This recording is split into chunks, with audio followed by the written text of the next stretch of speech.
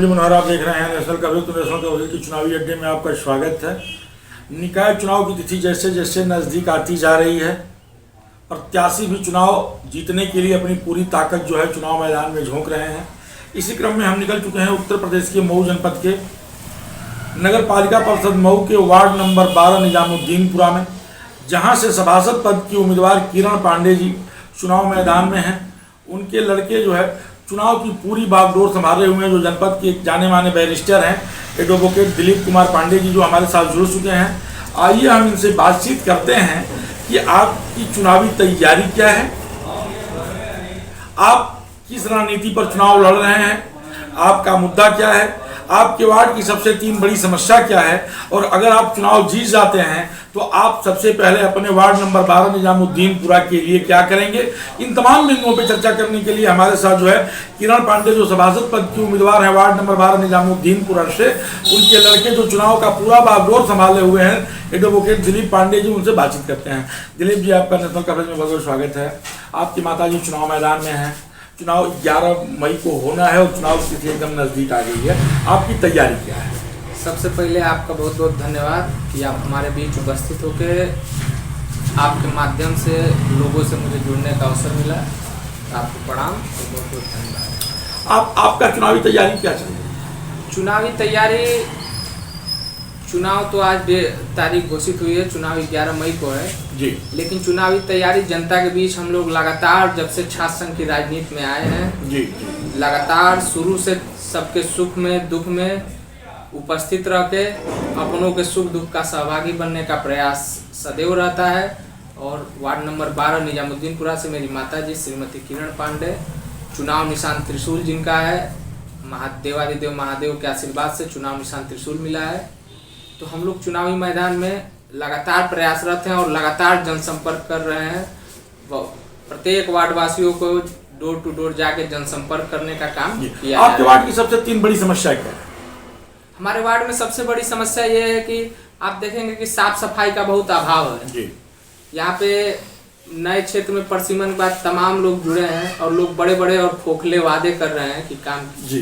तो मैं यहाँ कोई वादे के साथ नहीं आया हूँ, मैं एक मजबूत और ठोस इरादे लेके जनता के बीच उपस्थित हुआ हूँ कि अगर निजामुद्दीनपुरा की जनता हमें मौका देती है सेवा करने का, तो उनके हर सुख दुख का साथी बनने के साथ साथ मैं निरंतर प्रयास करूंगा कि जो भी हमारे वार्ड की प्राथमिक समस्याएं हैं उनका निस्तारण किया जाए। जनता का भी एक सवाल है कि यहाँ बहुत ज्यादा होता है, बरसात के दिनों में पानी घरों में घुसने लगता है, तो अगर आपको जनता मौका देती है तो क्या जल निकासी के लिए आप बड़े नाले का निर्माण कराएंगे?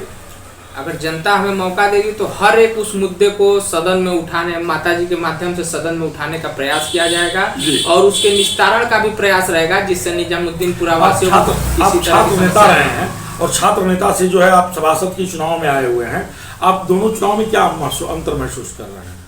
दोनों चुनाव में कोई बहुत अंतर नहीं है।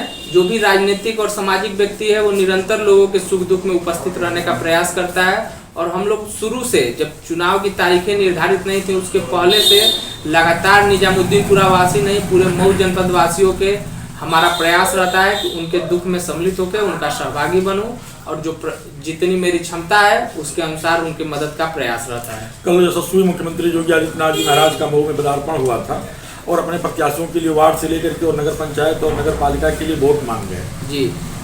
योगी जी मुख्यमंत्री हैं, संत भी हैं और हर वार्ड में उन लोगों ने बीजेपी का के सिंबल पे चुनाव भी लड़ाया है, तो आप कैसे फेस कर पाएंगे? नहीं, माननीय मुख्यमंत्री जी का सम्मान है, वो संत हैं, एक विशेष पीठ से उनका लगाव है और गोरखनाथ जी को हम लोग भी मानने वाले हैं, उनको हमारा उनको प्रणाम। लेकिन ये जरूरी नहीं है कि उन्होंने जो प्रत्याशी दिया हो वो सही और उचित हो। कभी कभी सिंबल से आया हुआ प्रत्याशी भी गलत हो सकता है और ये जनता तय करेगी कौन सही है और कौन गलत है। तो मोहल्ला है तो मोहल्ले में जो है जल निकासी को लेकर समस्या होगी, साफ सफाई को लेकर समस्या होगी और सबसे बड़ी समस्या होगी कि मोहल्ले के लोग गरीब होंगे, उनके पास रहने के लिए आवास नहीं होगा। अगर आपको मौका मिलता है तो पात्र लोगों के आवास के लिए क्या करेंगे? नहीं, अगर हमको मौका मिलता है तो सरकार की जो भी योजनाएं होंगी वार्ड में अंतिम कतार में खड़े व्यक्ति तक उसको पहुंचाने का हमारा पूरा प्रयास रहेगा, चाहे वो वृद्धा पेंशन हो, चाहे विधवा पेंशन हो, चाहे आवास हो, चाहे अन्य सरकारी योजना हो, जैसे आयुष्मान कार्ड हो, चाहे अन्य कोई भी सरकारी योजना हो जिससे हम अपने वार्ड वासियों को लाभान्वित कर सकते हैं, तो हमारा पूरा प्रयास रहेगा कि सरकार की जो भी योजनाएं रहेंगी हमारे वार्ड के अंतिम खड़े व्यक्ति तक उसको पहुंचाने का पूरा प्रयास रहेगा। पूरा प्रयास रहेगा। तो आप सुन रहे थे जनपद के जाने माने बैरिस्टर एडवोकेट दिलीप कुमार पांडे को। आप अभी तुरंत जो है छात्र राजनीति से उभर करके बाहर आए हैं और पहली बार अपनी माताजी को सभासद पद के लिए चुनाव मैदान में उतारा है। आपका स्पष्ट कहना था कि सरकार की मंशा के जो भी बजट आएगा हम अपने निजामुद्दीनपुरा के वासियों के लिए पूरा बजट लगा करके काम कराने का काम करेंगे। नाली हो, खड़ंजा हो, सड़क हो, साफ सफाई हो, आवास हो, चाहे जो भी सरकार की योजनाएं होंगी उस सारी योजनाओं को लागू कराने में मेरा पूरा प्रयास होगा। मुरली मनोहर के साथ प्रिंस सिखा से वो बने रहिए। मैं साथ में